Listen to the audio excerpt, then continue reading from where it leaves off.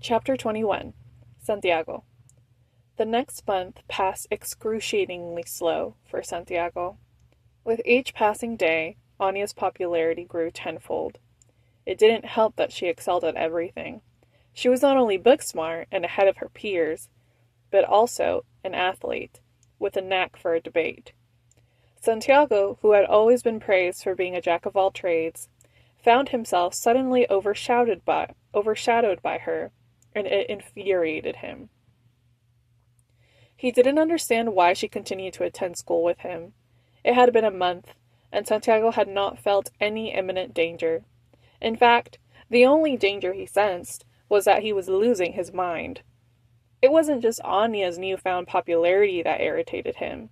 It was the unsettling conversation he had with his papa almost a month ago. The words still echoed in his mind. "Don't you think that would have made her job easier?" He told himself not to believe a word of it. There was no way Anya had just pretended to be his friend for the last 3 years and a half. His fingers began to wrap around the Virgen Maria necklace that Anya had given him on the very first day of school. "I care about you." That's what she had told him, and that's what he chose to believe. Yet a voice had begun to whisper in his ear ever since that day.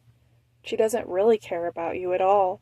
She's a beautiful assassin, and you're just a child. Are you really that much of a fool to think she returns your feelings?" Santiago tried not to listen to the voice. For every whisper it muttered, he defended himself with a memory of Anya. But as time went on, it became harder to suppress his insecurities. The doubt slithered inside him like a small snake, and he found himself questioning every one of Anya's smiles and gestures, wondering if they were genuine or simply part of her job. He knew what he had to do to clear his doubts, confront Anya directly and tell her what his papa had said, seeking reassurance that it wasn't true. Yet, he found himself lacking the courage to do so. He remembered being 10 years old, having just lost his mama, his friends, and his childhood home. The feeling of isolation was as helpless as floating in an endless ocean. At that time, hearing Anya's words, "I was an orphan before your abuelo took me in. I was really lonely when I first got here too."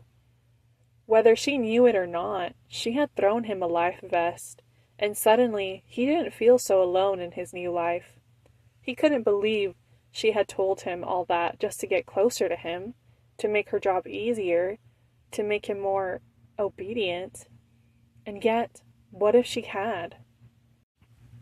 "Don't you think that befriending you would have made her job easier?" His dad's words echoed in his mind again. "It doesn't matter," he muttered to himself, trying to convince himself that even if she had befriended him with the intention of keeping him close, that wasn't the case anymore. Their friendship was real.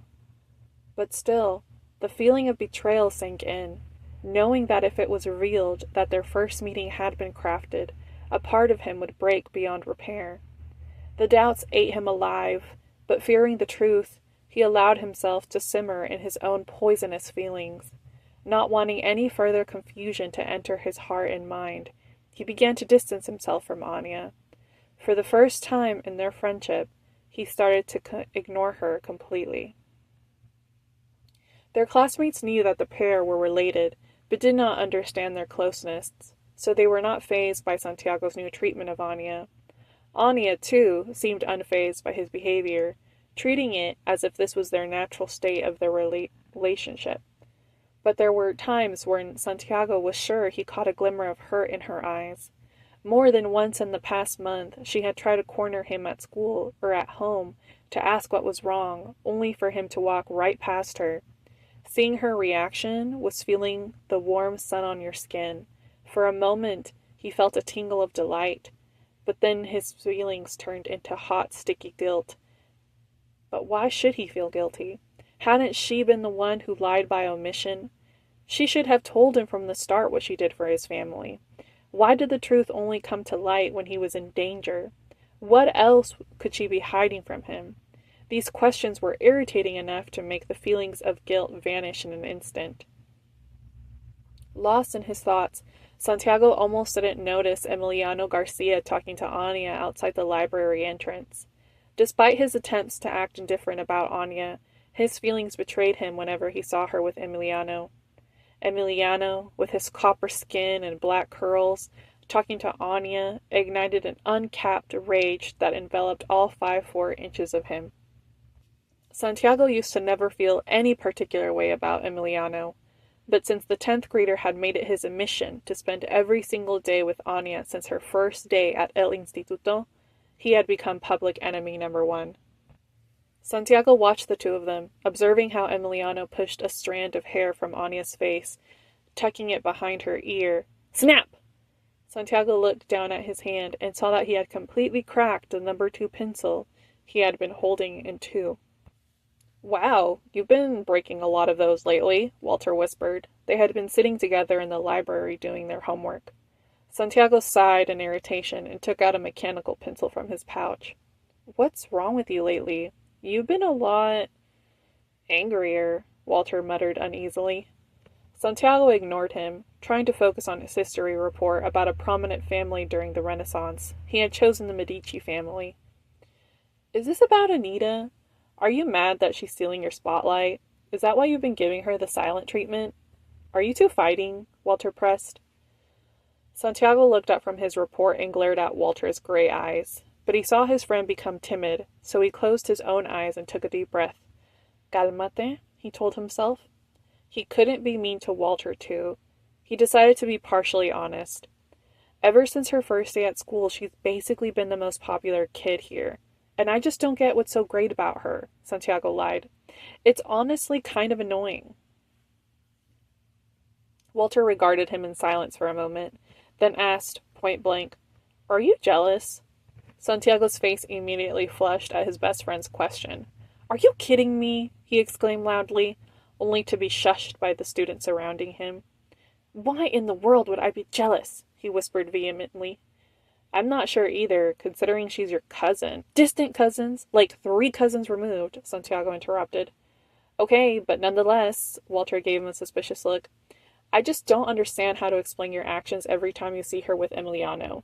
Something always ends up being slammed or broken. Last time, you almost broke my switch, Walter said a bit miffed. I do not, Santiago paused, then started again. I just think the guy is an idiot, is all. I don't see what she sees in him. Who cares? Walter told him. Even if she wasn't your cousin, you're 13, she's 16, and frankly out of your league.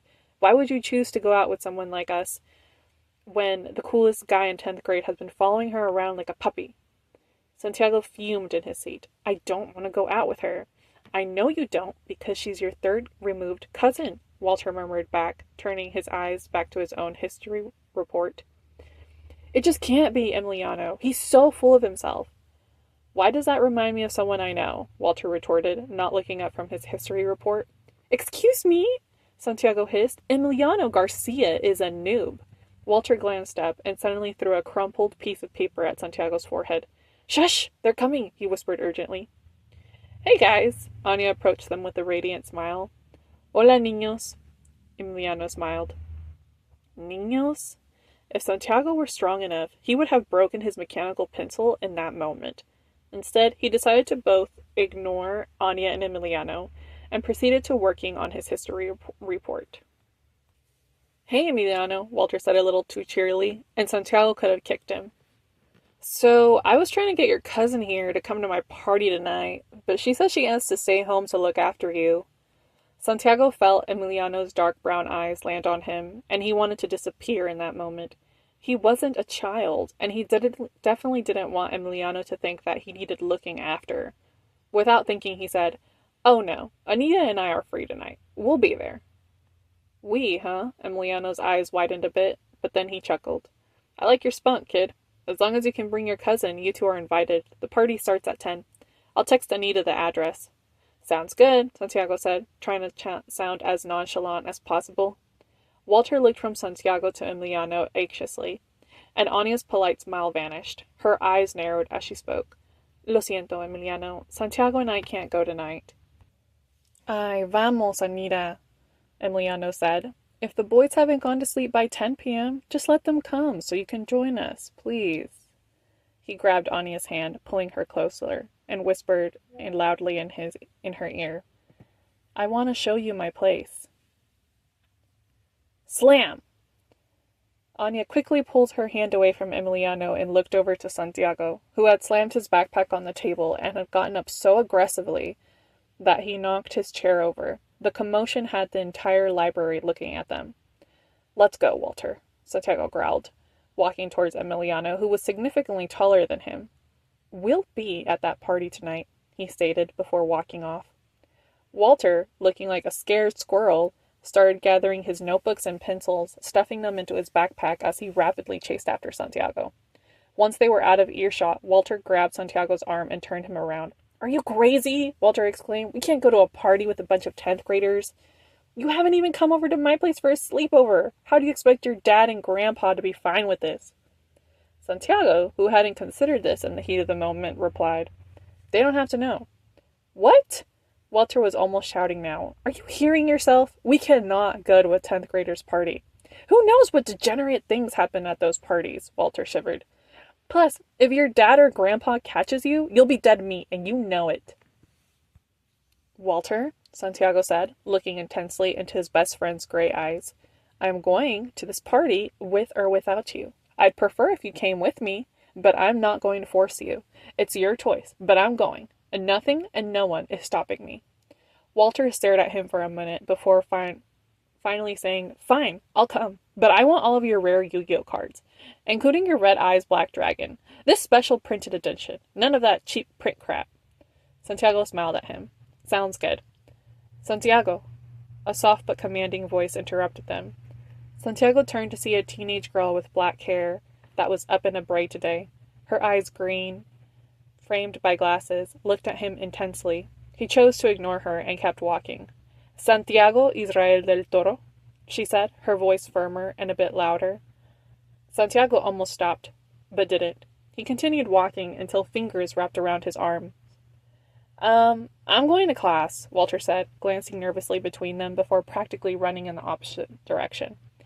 What is it? Santiago snapped, turning around to face Anya. She was so close that he almost couldn't breathe. You cannot go to that party, she told him, her emerald eyes piercing into his. Watch me, Santiago hissed.